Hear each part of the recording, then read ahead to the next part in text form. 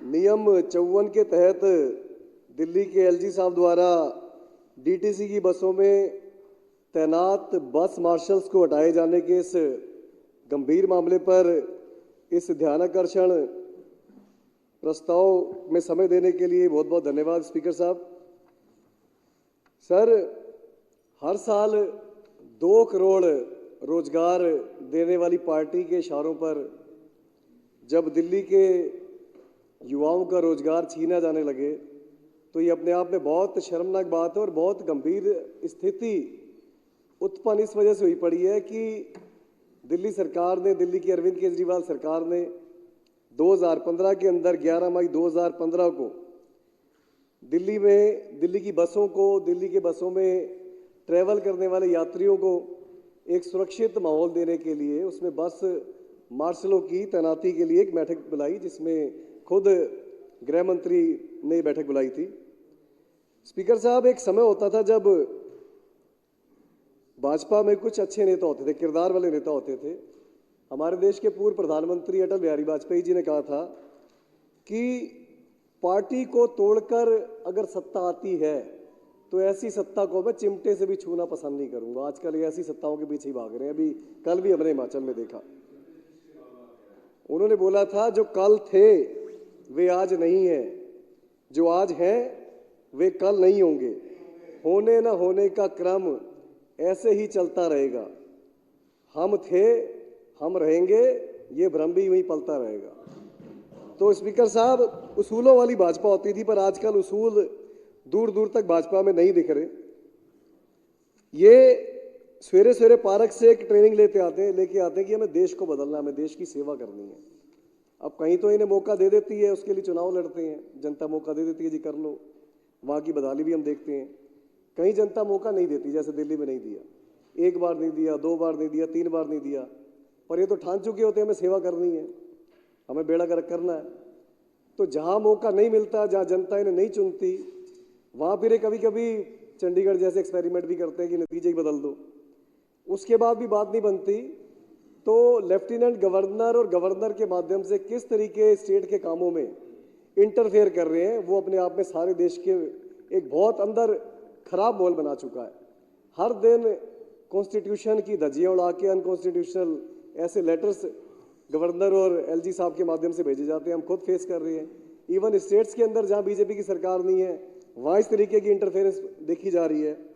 तो 11 मई 2015 की इस बैठक के बाद स्पीकर साहब, बस मार्शलों की कानूनी स्थिति पर आपत्ति और सवाल उठाते हुए डायरेक्टर होमगार्ड को एक ऑफिस लेटर जारी किया गया।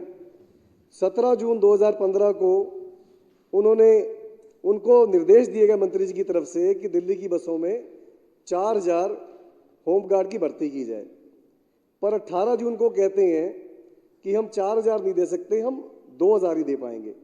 फिर दिल्ली के सीएम साहब एक मीटिंग करते हैं और कहते हैं कि दिल्ली के लोगों की जो बसों के अंदर सुरक्षा है वो बहुत ज़रूरी है। तो उस मीटिंग के अंदर वो कोई अल्टरनेट व्यवस्था खोजते हैं कि चलो सिविल डिफेंस के जो वॉलंटियर्स हैं उनको क्यों ना इनरोल कर दिया जाए।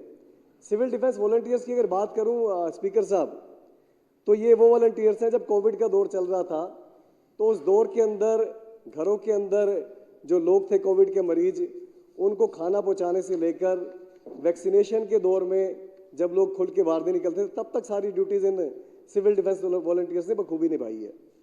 इसके बाद लगातार ये सिलसिला चलता गया स्पीकर साहब, आगे बढ़ता गया।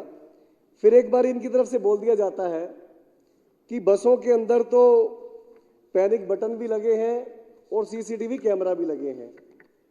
सीसीटीवी कैमरा का अपना रोल है स्पीकर साहब, और पैनिक बटन का अपना रोल है। ये बाद में क्राइम कंट्रोल करने में तो सीसीटीवी कैमरा सहायक हो सकता है, पर उससे क्राइम रोका नहीं जा सकता। स्पीकर साहब, मैं अपनी बात चर्चा की शुरुआत में 3 पॉइंट्स पे लाके कंक्लूड करना चाहता हूं कि 2015 से लेकर 2022 तक ये स्कीम चली। अब ये कोई 1968 सिविल डिफेंस एक्ट का हवाला दे रहे हैं कि सिविल डिफेंस एक्ट के तहत तो इनको सिर्फ आपदा में यूज किया जा सकता है, और इस बहाने से इन्होंने, एलजी साहब ने रेवेन्यू सेक्रेटरी के माध्यम से इनकी सेवाओं को समाप्त कर दिया बीजेपी के इशारों पर। अब स्पीकर साहब मैं एक चीज पूछना चाहता हूं, अगर ये योजना अवैध थी तो 7 साल कैसे चल गई? इसी सदन से हर साल बजट भी पास हुआ। और अगर वैध है तो आप क्यों बहाना मार रहे हैं कि इसको तो कैबिनेट की मंजूरी चाहिए, इसको तो कैबिनेट से पास होना चाहिए? अगर ये अवैध है तो आप उनके ऊपर क्यों नहीं कार्रवाई कर रहे 7 साल तक जिन अफसरों ने बजट पास किया?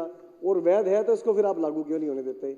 स्पीकर साहब, ये नाम तो बार बार राम का लेते हैं और राम के नाम के सहारे सारे ऐसे काम करते हैं जो राम जी को पसंद नहीं आते होंगे।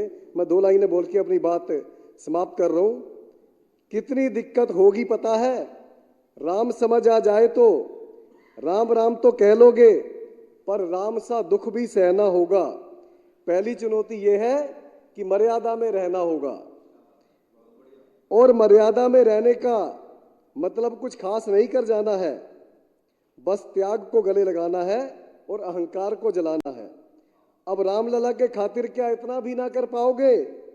अरे शबरी के जूठे बेर खाओगे तभी तो पुरुषोत्तम कहलाओगे। अध्यक्ष जी, ये अहंकार भाजपा का इस देश को बर्बाद कर चुका है। चुनी हुई सरकारों के खिलाफ काम ना करने देने की इनकी आदत देश का भट्टा बिठा रही है। तो भाजपा वालों को परमात्मा सद्बुद्धि दे। दिल्ली के सिविल डिफेंस वॉलंटियर्स की सर्विस जो इन्होंने रोकी है वो बहुत दुर्भाग्यपूर्ण है। आपने गंभीर चर्चा करने का मुझे अवसर दिया, इसके लिए बहुत बहुत धन्यवाद। Thank you very much.